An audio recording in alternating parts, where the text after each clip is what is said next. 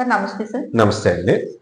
నా పేరు doctor V Kranthi Kumar, MD general physician, consultant physician, diabetologist, critical care కూడా చూస్తాను. ఎస్ఆర్ హాస్పిటల్లో కన్సల్టెంట్ కింద ఉన్నానండి.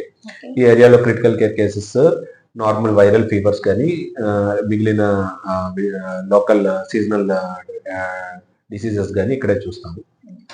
సార్ థైరాయిడ్ అంటే ఏంటి? ఆ థైరాయిడ్ వచ్చే ముందు సిమ్టమ్స్ ఏమైనా మనం తెలుసుకునవచ్చా? ఓకే, థైరాయిడ్ అనేది రెండు రకాలు ఉంటుందండి.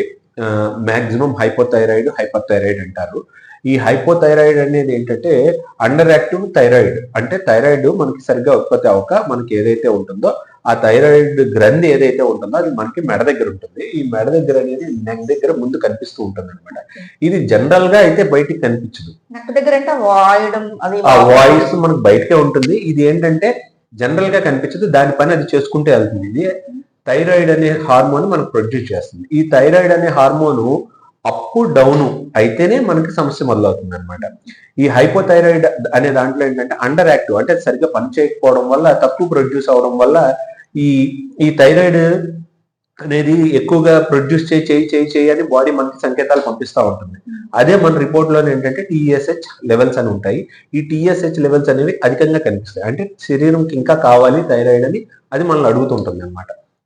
ఈ థైరాయిడ్ కి సంబంధించిన సిమ్టమ్స్ జనరల్ గా ఎలా ఉంటాయంటే విరోచనం సాఫీగా, హైపోథైరాయిడ్ కి సంబంధించినవి ఏంటంటే విరోచనం సాఫీగా అవ్వకపోవడం, ఒళ్ళంతా పొడి బారిపోవడం, ఎండకి వేడికి తట్టుకోలేకపోవడం, త్వరగా అలిసిపోవడం, వెయిట్ సడన్ గా తరగడం కానీ పెరగడం కానీ ఇలాంటివి అనేవి ఎక్కువ ఉంటాయి.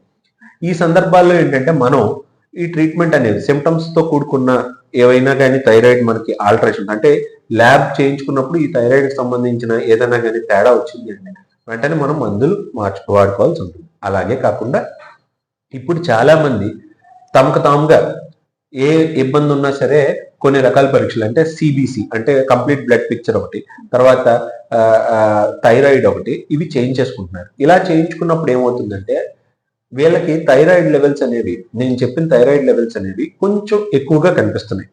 ఇవి వాళ్ళ సిమ్టమ్స్ లేకుండా ఈ థైరాయిడ్ కొంచెం ఎక్కువగా కనిపించేదాన్ని సబ్ క్లినికల్ థైరాయిడ్ అంటారు. దీనికి జనరల్ గా డాక్టర్స్ అనేవాళ్ళు, క్వాలిఫైడ్ డాక్టర్స్ అనేవాళ్ళు మందులు పెట్టరు, స్టార్ట్ చేయరు ఇమీడియట్ గా.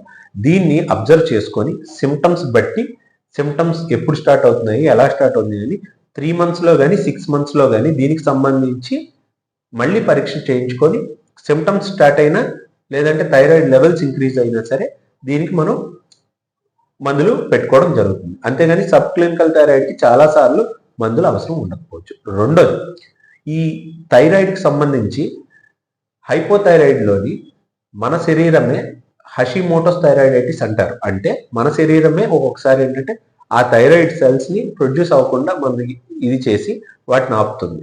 అలాగా ఒక రకం థైరాయిడ్. హైపర్ థైరాయిడ్ లో ఏంటంటే సడన్ గా మీరు ఒక పర్సన్ కి కళ్ళు మాత్రమే పెద్దగా ఉంటాయి అనమాట. ఈ కళ్ళు అనేవి బాగా ఉబ్బి బయటికి కనిపించేలాగా, దీన్ని గ్రేవ్స్ థైరాయిడ్ అంటారు. ఇదేంటంటే ఇది హైపర్ థైరాయిడ్ లక్షణం అనమాట. నేను చెప్పినట్టు 2 థైరాయిడ్లు, హైపోథైరాయిడ్, హైపర్ థైరాయిడ్.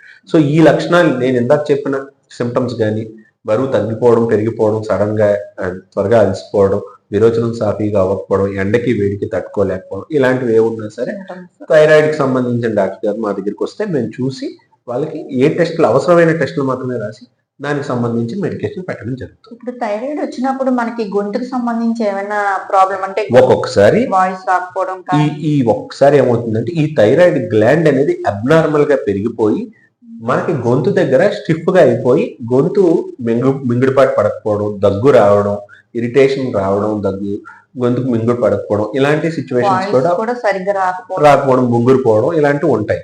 ఇవి ఉన్నప్పుడు కూడా మనం థైరాయిడ్ ని కన్సిడర్ చేయాల్సి ఉంటుంది. వయసు రీత్యా కన్సిడర్ చేసి, అంటే థైరాయిడ్ ప్రెగ్నెన్సీలో కూడా వస్తుంది అనమాట. థైరాయిడ్ ప్రెగ్నెన్సీలో కూడా వస్తుంది. దానికి సంబంధించి కూడా మళ్ళీ అది వచ్చి తగ్గిపోతా ఉంటది కొందరికి. అది షుగర్ లాగే, షుగర్ లో కూడా మనకి ప్రెగ్నెన్సీలో వచ్చే షుగర్ ఉంటుంది. షుగర్ దానికి సంబంధించి కూడా మనం ట్రీట్మెంట్ అనేది చేస్తాం. ఇన్సులిన్ ద్వారా ట్రీట్మెంట్ అనేది షుగర్ కి కూడా, ప్రెగ్నెన్సీలో వచ్చే థైరాయిడ్ కి, షుగర్ కి మనం ట్రీట్మెంట్ అనేది చేస్తూ ఉంటాం. అలా ఒకవేళ ప్రెగ్నెన్సీలో వస్తే మళ్ళీ అది తగ్గుతుందా సార్?